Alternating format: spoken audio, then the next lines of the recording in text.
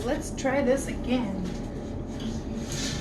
Today I'm going to be trying to draft a pattern for making what I like to call a turtle bag. Oh my god, I've had this bag in my brain forever. Now, the thing is that I want this bag to have a round bottom, and that's why I'm using a fairly large bowl as the bottom.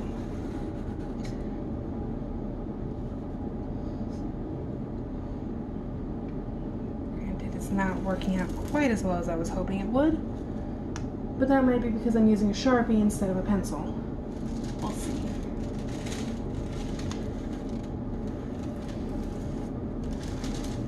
And that'll work. Alright. As you can see, I'm still fairly new at this, so I'm kind of making stuff up as I go along. We'll see how that works out. I already measured the circumference of the bowl earlier. And let me tell you, that was a lot easier to measure than doing it around this way. It's 22 inches. So what I'm going to do is fairly short down here so I don't waste a lot of paper. I'm going to mark the 22. Then I'm going to come over here and I'm going to carefully mark the 1 because it's off my bottom paper. Seriously, if I'm going to be doing this on my desk, I need to get something to protect my desk from the Sharpie, which is why I have a big piece of paper under it, but I need a new one. Yay! Now, that's 22 and 22.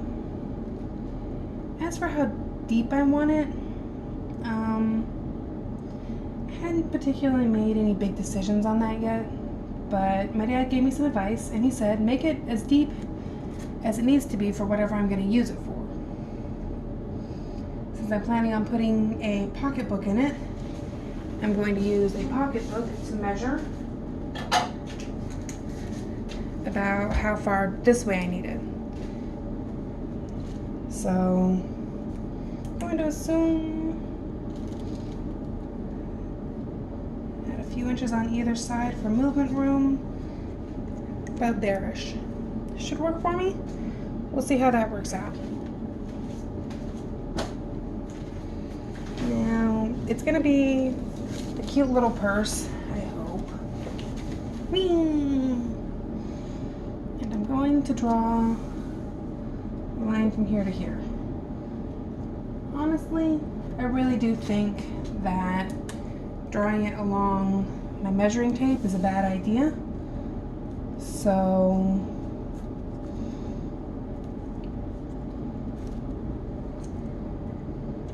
let's see.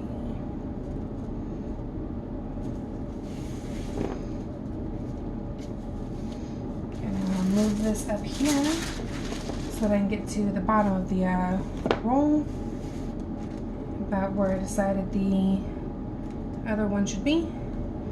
Then the same distance from the edge of the paper, I'm going to mark the 22 and the other side. Carefully, again, because this paper bleeds, which is not good. So I've got 4 corners marked out for the size of the sides, which, you know, basic. I'm not trying to make something super complex here, let me tell you. And I need to find something with a straight edge, preferably long enough that I can use to do the thingy. And I have another piece of stock board right here that I'm going to use for that. Granted, it's not quite long enough to reach, but I figure if I line it up well, I really need a measuring stick. I can use that as the edge.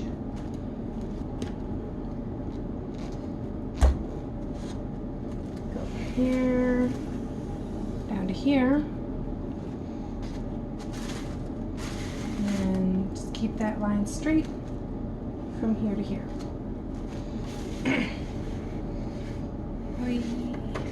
So unnatural. I'm going to do the same thing from this marking to this marking. Is this going to be a perfect square or a rectangle? Probably not. Because I'm not exactly a avant-garde artist.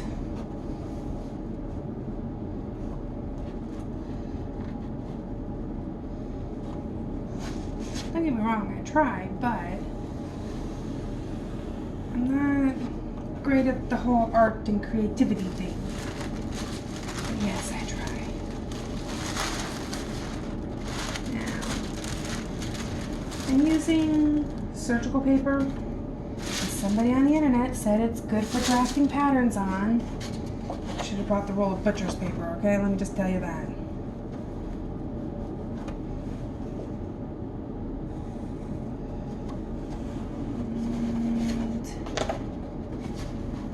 Down to here. You know, I could probably have saved myself quite a bit of trouble if I'd actually measured from this point to this point. Hindsight. 2020 or something. But now that I'm thinking about it, guess what I'm gonna do?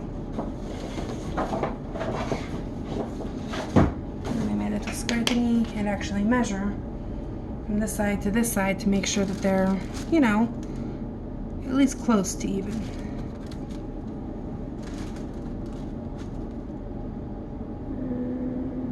11 1/4 and 10 3/4. See, this is why I could have saved myself so much freaking trouble.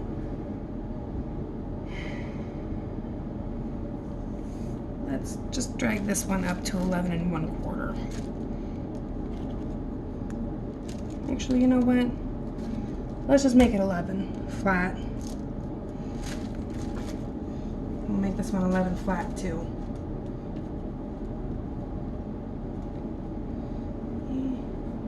Get a Sharpie everywhere if I'm not careful.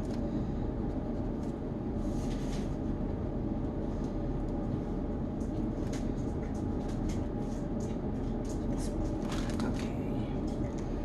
Let's try this again.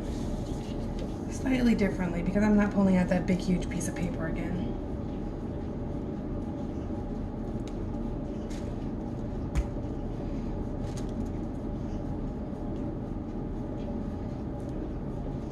Yeah, 11 inches seems pretty reasonable to me.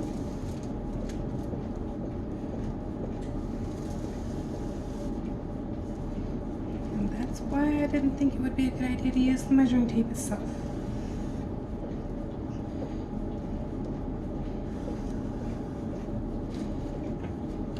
Here we go. And just extend this one up here. And we'll pretend that was all one line to begin with. Yay!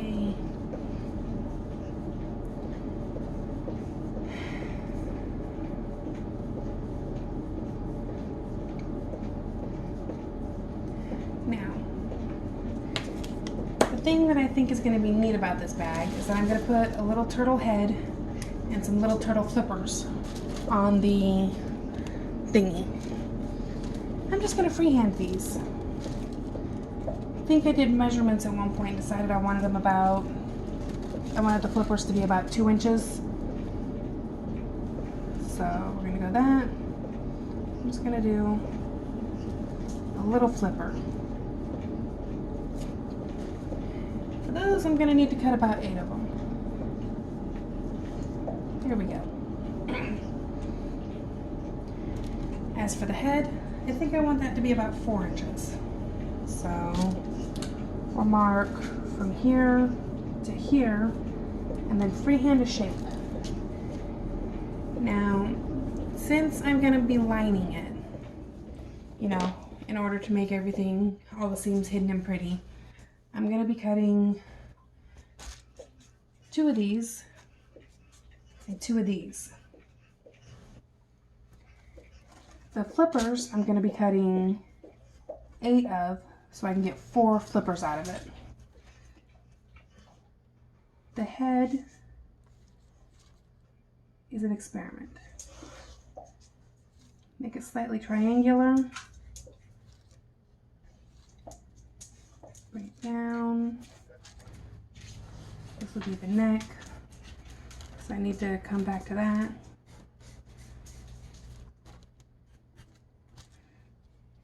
Now, why am I freehanding it? Because I have none of the proper tools for drafting. So this is about the shape that I decided I wanted at one point. Honestly, I think I'm just gonna have to fold it this way and cut it down the center to get the shape I actually want. But that's gonna be the turtle head, and I'm gonna have 3 of those. So it's got this little top head thingy with the ridge across the top and the flat bottom.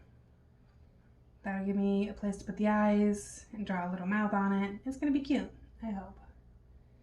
Now the thing is this is gonna be a drawstring bag.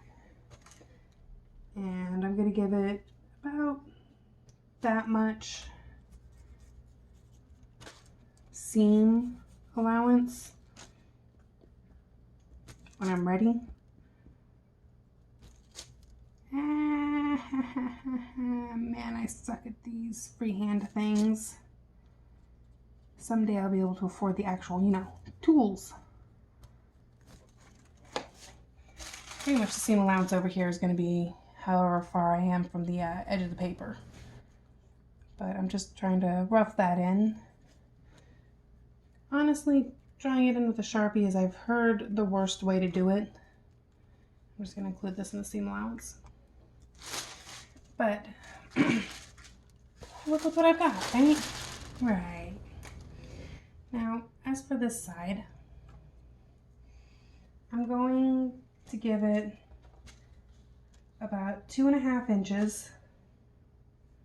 Yeah, no, about 2 inches in order to fold it over and make a pocket for the drawstring. Actually, I'll have to get back to you on that.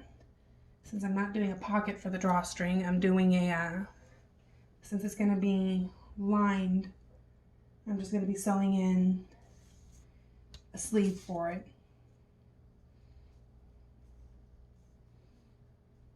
Yeah. Honestly, that's pretty much all I need to make this stupid little bag. Not a stupid little bag, it's going to be a cute little bag. But oh my god, I've been thinking about this for months.